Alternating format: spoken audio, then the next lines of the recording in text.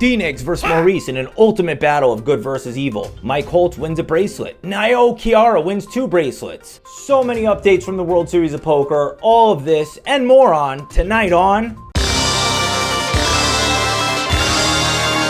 You're a champion. Hi, I'm Ryan Depaulo and I'm live from the World Series of Poker. Well, not live, this is recorded. But anyway, there's so much going on. The WSOP-ness is rock hard and throbbing with all levels of buy-ins. We start with the 50K high roller where you can watch all of your favorite super pros punt it off just like you and me. Who knew? In this hand, Stephen Chidwick, triple barrel ball, blasts it off into Jan's Aaron's. And boy, I love to see Euro on Euro grime. After check raising flop, betting turn, and jamming the river, Chidwick sends Jan's into the Euro tank.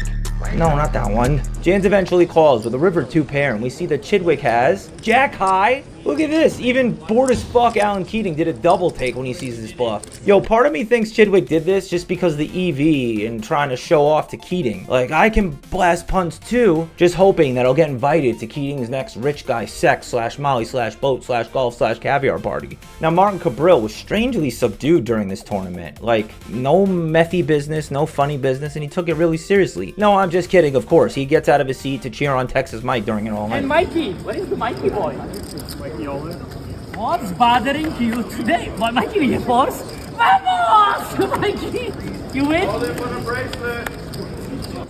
Mikey, force against ace, like, super easy. The guy with 8s, his name is Max Schindler, and if we watch a slow motion replay of this hand, you can actually see the exact moment that his soul leaves his body. Texas Mike and Martin Cabral both ended up busting out of the money, and everyone's favorite Happy Buddha cosplayer, Santosh Sarvana, won his 3rd bracelet and the $1.9 million prize. In his winner's photo, he looks extremely happy and prosperous. Moving down in stakes slightly to the 25K 6 max, well, it took place this week, and it looks like everyone at Martin Cabral's table ran pure as hell because he only lasted one hand. Can you change that, please? Okay, Nicky boy, you wanna have free afternoon or me? What do you want? You wanna win or lose? Okay. I kind of wanna have free afternoon, so I'm undecided. 2K. There's a 2K, Martin, for fantasy. You funny, eh? Okay, that's it for today. One hand and one hand only. See you later, alligator. Bro, you're all in with Martin Cabral and he asks if you want to win and the best you come up with is, I don't care. Who was his opponent? Oh. Artur Martirosyan ended up winning his 4th bracelet for $1.3 million, and yay, another right side of Europe wins another one. You've got mail. Oh, I just got an email that a new person signed up for Coin using code RDP. Let's take a look. Sydney Sweeney is going to be in my free rolls in the chat looking for a boyfriend this June 23rd and 24th. Sign up using code RDP exclusively and tell her why you should be her man. Holy shit, you have to be so stupid not to sign up for CoinPoker. For real. Free roll, free money. Maybe the Sydney Sweeney biz is a little bit of a lie, but the free rolls every month is. Next up, moving way down in stakes, is a $600 PLO no limit hold'em split. You switch games every orbit, and boy did this one get spicy. Usually players that you only see in the later high stakes bracket, well, they showed up and crushed, as the final table had Maurice Hawkins, Daniel Negreanu, and Alex Foxen, all 3 guys that Eden Rocks attempted to pay to have sex with his wife at one final table. Dude, that's insane. Pretty is crazy to have that many big names in a field of 3,300 players. Naturally, the live rail for this final table got really crowded, and eventually there was just a mob of people surrounding it. But those were just people who Maurice owes money to. Oh. Final table is such a big deal, it transcended poker. I heard that even the federal bankruptcy court judges showed up to watch. And in a battle of good versus evil, Degen actually got it all in against Maurice in a PLO hand pre-flop. And Degen turned a flush, but sometimes love loses. And Maurice rivs the full house, sending Degen back to his hotel room, or hole in the walls of the Paris that he brought his own mattress to. And that's real, he did do that. I don't even know how he did that, but he brought his own mattress. Evil, though, continued to prevail as Maurice kept winning pots and players kept being eliminated, including Mr. Alex Foxen in a crazy 3-way all-in. Decision of a career right here, possibly. My career gonna stay the same no matter what happens in this tournament, buddy. Yeah, but you could be Hall of Famer. Thank you. I'm already in the Hall of Fame. All right. Okay, here we go. No diamond. Gosen now needs to hit and doesn't. Double KO. And Maurice Hawkins has most of the chips in play. When we got to heads up, Maurice had an almost 2-1 chip lead, and it really looked like evil was gonna win. The Sith will rule once more. Casey Anthony's daycare business license will be approved. However, sometimes the poker gods find a way. Chop, diamonds, or 6? I'm giving your mom play-by-play. It's the Queen of Hearts. We can feel the pain on Hawkins. Look at him. Fewer than 15 for Maurice. Just really slipping away for his first bracelet. Hawkins needs a 2-outer. Gregory wins the bracelet. And Hawkins is the runner-up. Congratulations, Gregory, on the bracelet and the $204,000. Now, Maurice did end up winning $135K. And I'm sure you're at home asking, Ryan, how does he get to keep this money? Ryan, how can you file for bankruptcy to try to get out of debt and defend winning over $100,000 twice in 1 year? Ryan, when are your vlogs coming out? And I don't know the answer to any of these fucking questions, but luckily I know one dude who does. And his name is God, and he wants you to play on CoinPoker. Use the code RDP. You can play from any time zone on any phone. Don't let the WSOP FOMO hit you. The $1,500 monster stack this year had so many entrants it broke records. It had the 20th largest field in WSOP history, actually, with 11,933 entries. So much for everyone staying home this year. The $1,500 event was host to a lot of classic WSOP moments and amazing runs. Good people on the ride of a century who deserved the spotlight. And meanwhile, ACR decided to promote an admitted cheating piece of human garbage who literally laughs at his own horrible jokes in a clip telling people to do drugs. How do you always go deep in these big field tournaments, Martin? What's the secret? Get high. Hilarious. Really good person to highlight. The final table of the monster stack included two relatively big names in Jake Ripnick and Aaron Massey, playing for $1.3 million off of a $1,500 entry in a massive field. A relatable dream that people really are interested in, these crazy runs. And the WSOP decided to mostly show the 50K. Anyway, in the past, I made a totally untrue and baseless joke about Aaron Massey, in which I apologized for and corrected because I just didn't like him for no reason. He looks like who fucks your girlfriend. But it turns out the dude is actually hilarious. And this I know for a fact. He did a bit where he showed up in a full date rapist costume to the final table, and he didn't even drop the bit during his bust out interview. Look at this. Your immediate thoughts in the moment after being eliminated? I live for this shit. I had so much fun out there. Being deep in this thing, you can have sex whenever you want, but you can't do this whenever you want. It's funny, I was wrong about him. Richard Alsep won the bracelet and the $1.3 million prize. He credited his win to his new baby run good. You hear that, Quinn? Other babies are focusing up and grinding. Where have you been all summer? No, I'm kidding. Actually, since Quinn's got here, I cashed 3 for 3 events, but you can see that on the vlog. One of them was the $1,500 Super Turbo One-Day Bounty. I did have to re-enter, but I ended up finishing 60-something for 7,300, so if you had a piece on poker stake, yay. But the real story, no one gives a shit about me, was WSOP.com 2-time player of the year, Mike Holtz, host of the Poker News podcast, friend to the channel, friend/acquaintance about to be friend to the me. He got his first live bracelet, his second overall bracelet, and cash for $239K. Let's fucking go. He's one of the entertaining people in poker, and he's a great player, and that's got to be one of the best winners photos of all time. And I spoke with Mike a little bit, and he told me this photo wasn't even his joy for his win. It was right after someone told him Maurice didn't win a bracelet. No, I'm kidding. That part I made up. But Mike did make a statement in his bracelet ceremony. Let's take a peep. Well, I've been a little rude to Maurice Hawkins lately, and I honestly do want to apologize for absolutely nothing. Congratulations, Mike. I hope you're still alive. The $500 freeze-out hosted a rare occurrence in poker, the ever-elusive IRL misclick. What happened was someone went all in from under the gun 2, and it folded to the small blind who wasn't paying attention and didn't see the all-in. So, thinking action had folded to him and he was blind versus blind, he says call and put some chips in. Now the big blind folds, and the old man is confused as fuck when he realizes he just called an all-in with Jack 3 off deep in an event. Oh god, don't do it.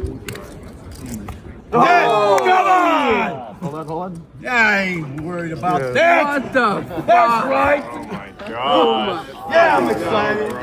Whoa. Yo, I haven't seen an old man with a sweater tied around his waist get this excited since I brought my dad to the dog track. Now, Scott Coley, the guy who sucked out, ended up finishing in 59th for $3,536. The winner of the $500 freeze-out was Braden Liu, though, who was just in Vegas on a weekend trip with his dad on the way back from college or something, and like all father-son trips, they picked an activity where they spend zero time together. Now, because of his deep run, they had to reschedule flights, get an extra night at the hotel, and all the other exciting, I can't believe this is happening stuff. It's a super cool story that he ended up winning $196K, winning the bracelet, but most of all, happy that he finally got his Asian father's respect. And you can have inspirational moments with your dad just like this on CoinPoker if you use code RDP. Play from any time zone, even in heaven if your dad's dead. The 10K 7-card stud was host to an entrance that I think is going to give Helmut's main event entrance a run for its money this year. My G, he shows up late, nipples popping through the polo, gets a double tequila before he can even stack his chips. I dare any of you to show me a player in a 7-card stud field that even comes close to that level of swag. What a Degen idol. I'm going to say F the haters if I win on the interview. Oh shit, yo, Alan Kessler made the final table. How did that go? Flush or eights. I have no idea how to interpret this. There's way too many fucking cards, guys.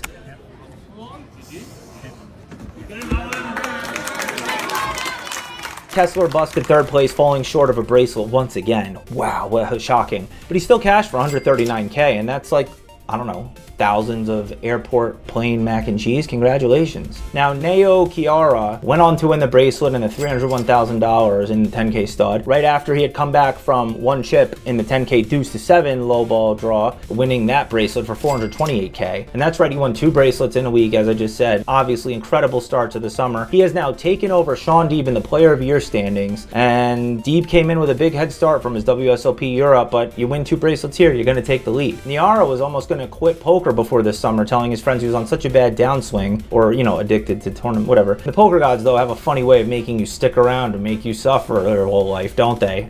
A team in the Poker.org's fantasy drafted him for $1 and he scored 255 points. Our team, on the other hand, drafted Isaac Haxton. Wait, did we pay for this team, guys? Yo, if you put that on our card, all of you guys are dead. I didn't have anything to do with drafting this team. Now, the $100,000 super high roller event. You probably haven't heard of it, I'm just kidding. It couldn't have not, because WSOP wouldn't stop shoving it down our fucking throats. For real, WSOP guys, I don't really fully want to watch only super pros compete for 5x cash with boring flips. I want to see rag to riches type shit. I mean, to be fair, the 100K did have some dramatic moments like... For you. WSOP, I'm basically running, so you get one more rebuy. Everybody agrees, yeah? Not like that, Mikey. Hip hop easy, yeah? Okay, thanks for playing. Good luck in 250K, Kristen. Kristen, a loser's interview, please. Can you do short loser's interview for my fans? They love you. Kristen. Not when you root against me. I am not. You always...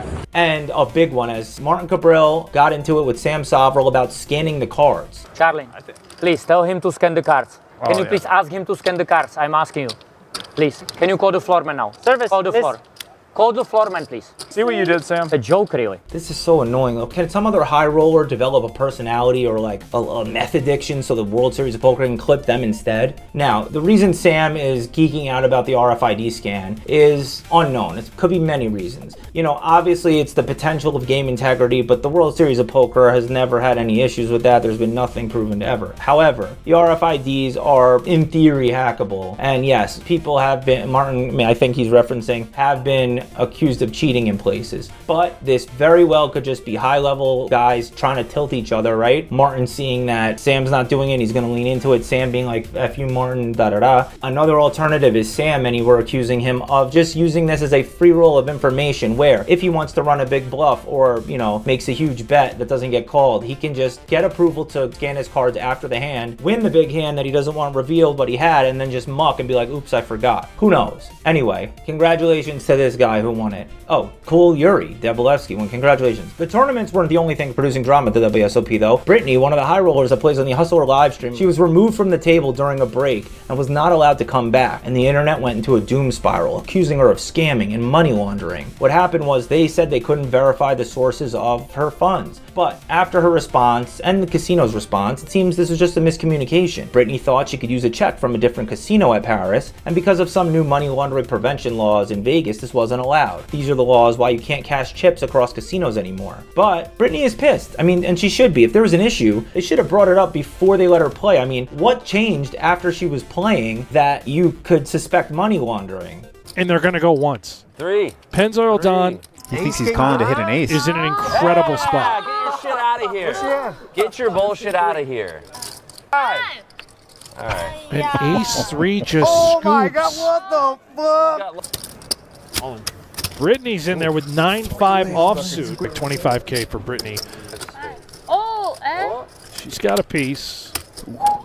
Oh, punting 50K with King 3 and then 25K with 9-5. You know, maybe I'm on the government side on this. Yeah, that's probably some money laundering. I'm just kidding. Oh, wait, I don't know if we should do this anymore. We're gonna keep going. It seems like we reached a good conclusion. I mean, we got all the way to a 10K free roll on a WPT stream. What more can we do with the Trooper bit, guys? Let's see what his action pursuit channel's up.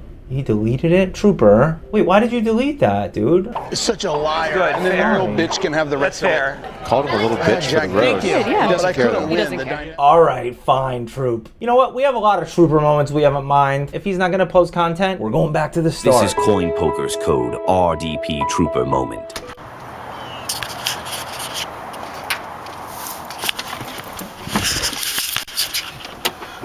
Oh, Trooper's hair, holy shit. Oh, fuck. Trooper, you're the liar. You never told me you were a child star. I loved you in King of the Hill. 6-hour drive ahead of me right now. Probably kill the boredom by watching YouTube videos on the phone and reading Wikipedia. That's not how you kill the boredom. That's how you kill other people on the road, Troop. Fully nude bar. Ooh. Is that the one you have a picture of in your phone? Yes, that is the one. Yeah. Looks like we're in Atlanta and it's fucking 6:20 in the morning and we're gonna die because we're on that thing. Talking about fully nude bars and driving through Atlanta at 4 a.m. I kind of like young Troop. I'm excited to see his transformation from this I played like a genius into this. Make the booty bounce on the dance floor.